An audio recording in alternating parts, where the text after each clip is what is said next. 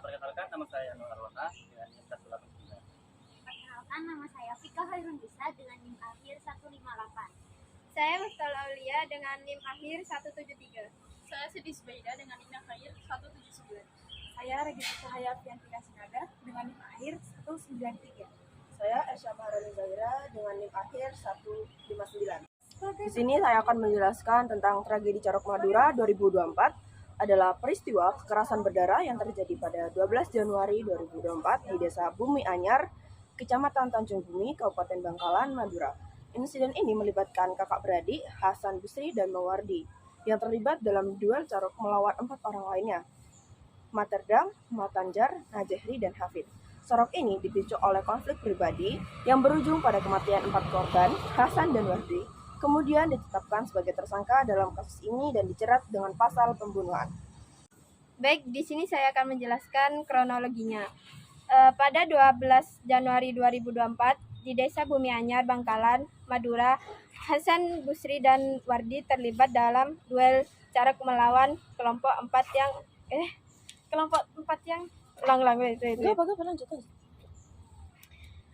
Di sini saya akan menjelaskan kronologinya, yaitu pada tanggal 12 Januari 2024 di Desa Bumi Anyar, Bangkalan, Madura, Hasan Busri dan Wardi terlibat dalam duel carok melawan kelompok 4 orang yang dipimpin oleh Matanjar. Konflik ini bermula dari rasa tersinggung Hasan yang merasa dihina. Ketegangan semakin memanas hingga kedua belah pihak memutuskan menyelesaikan masalah dengan carok, sebuah tradisi kekerasan di Madura yang menggunakan senjata tajam. Perkelahian ini berlangsung sengit, dengan Hasan dan Wardi membawa celurit sebagai senjata utama mereka. Di sisi lain, Materdam, Matanjar, Najehri, dan Hafid, kelompok lawan, juga menggunakan senjata tajam serupa. Duel tersebut berlangsung di lahan kosong dan disaksikan oleh beberapa warga setempat. Namun mereka tidak berani campur tangan karena takut terkena imbas dari pertempuran tersebut. Pertarungan berlangsung selama beberapa menit dan menewaskan 4 korban di pihak lawan, yaitu Materdam, Matanjar, Najehri, dan Hafid. Hasan dan Wardi berhasil selamat tanpa cedera serius, meskipun darah mengalir deras di lokasi kejadian. Warga yang melihat kejadian itu langsung melaporkan insiden ke pihak berwenang. Setelah peristiwa itu, polisi segera datang dan mengamankan barang bukti serupa senjata tajam yang digunakan dalam carok. Hasan dan Wardi yang melarikan diri ke lokasi berbeda ditangkap keesokan harinya setelah dilakukan pencarian intensif oleh aparat keamanan setempat. Mereka didakwa atas kasus pembunuhan berencana dan dijerat dengan pasal-pasal terkait. Menjelaskan dampaknya. Kejadian ini mengguncang masyarakat Madura dan kembali memunculkan perdebatan tentang tradisi carok yang dianggap tidak relevan di zaman modern. Tradisi ini umumnya terjadi akibat penghinaan terhadap harga, persoalan perempuan, atau konflik tanah, dan seringkali berakhir dengan kekerasan fatal. Dalam perkelahian tersebut, 4 korban tewas, sementara Hasan dan Wardi berhasil lolos tanpa cedera serius. Polisi setempat segera melakukan penyelidikan, mengamankan barang bukti, dan menangkap kedua pelaku di lokasi yang berbeda sehari setelah kejadian. Hasil persidangan tragedi Carok Madura 2024 mengungkapkan bahwa Hasan Busri dan Wardi dijatuhi hukuman penjara selama 10 tahun. Dengan tanggal putusan 10 September 2024, Majelis Hakim menyatakan mereka bersalah melanggar pasal 338 KUHP terkait pembunuhan. Meskipun ada banyak korban tewas, hanya pelaku ini yang diadili dan pembahasan tentang kemungkinan penambahan terdakwa masih berlangsung. Baik, di sini saya akan memberikan komentar. Saya sebagai mahasiswa hukum, saya melihat kasus tragedi Carok Madura pada tahun 2024 ini dengan sudut pandang yang kompleks. Putusan 10 tahun penjara bagi Hasan Busri dan Wardi atas pembunuhan 4 orang, meskipun didasarkan pada pasal 338 KUHP, menimbulkan beberapa pertanyaan penting. Pertama, mengenai unsur kesengajaan dalam tindakan kedua terdakwa. Meskipun carok merupakan tradisi kekerasan di Madura, bukan berarti menghilangkan unsur tanggung jawab hukum. Namun, apakah tindakan mereka murni pembunuhan berencana atau terdapat faktor-faktor lain yang meringankan hukuman seperti adanya unsur pembelaan diri yang mungkin terlewatkan dalam persidangan? Aspek ini perlu dianalisis lebih dalam, termasuk konteks sosial budaya Madura yang turut mewarnai kejadian ini.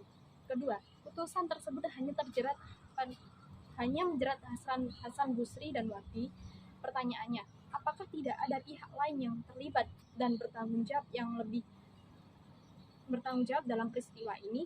Investigasi yang lebih komprehensif perlu dilakukan untuk memastikan keadilan bagi semua pihak, termasuk penyelidikan peran saksi mata dan kemungkinan keterlibatan orang lain dalam insiden tersebut. Adilkah jika hanya 2 orang yang dihukum sedangkan 4 orang meninggal dunia? Ketiga, kasus ini membuka diskusi penting mengenai tradisi carok dan bagaimana hukum meresponnya. Di satu sisi, hukum harus tidak ditegakkan tanpa pandang bulu. Di sisi lain, faktor-faktor sosial budaya perlu dipertimbangkan dalam konteks penegakan hukum. Apakah perlu adanya pendekatan hukum restoratif justice yang memandang hukum positif dengan kearifan lokal untuk menyelesaikan kasus serupa di masa mendatang? Secara keseluruhan, kasus tragedi carok pada tahun 2024 di Madura menjadi studi kasus yang menarik bagi mahasiswa hukum.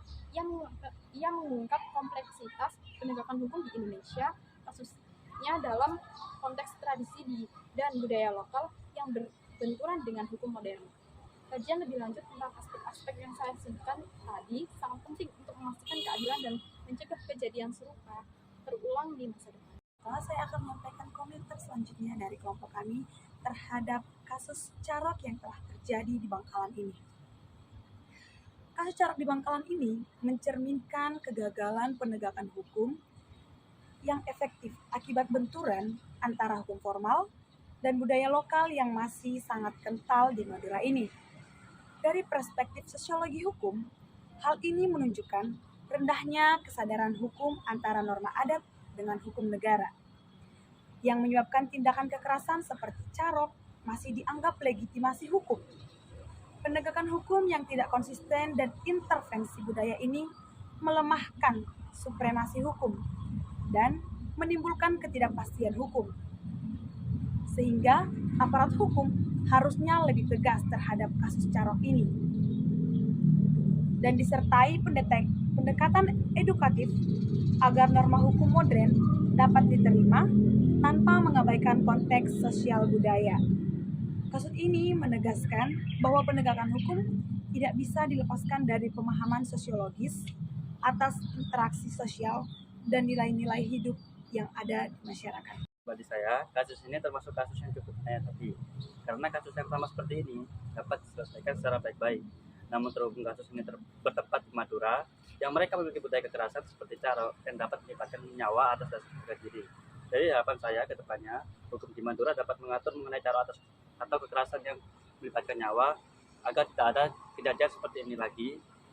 Dan semoga kasus ini adalah kasus terakhir kekerasan yang ada di Madura. Terima kasih.